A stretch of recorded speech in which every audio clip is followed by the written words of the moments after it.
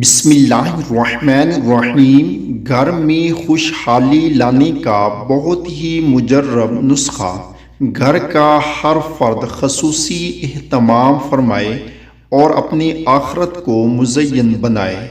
جمعے کے دن آپ نے صلی اللہ علیہ وسلم 1000 مرتبہ پڑھنا ہے۔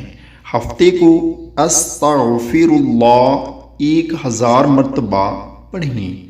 اتوار کو حسبنا اللہ ونعم الوکیل حسبنا اللہ ونعم الوکیل 313 مرتبہ پڑھیں۔ پیر کو لا الہ الا اللہ محمد الرسول اللہ 101 مرتبہ پڑھیں۔ منگل کو لا حول ولا قوت الا باللہ 500 مرتبہ پڑھیں۔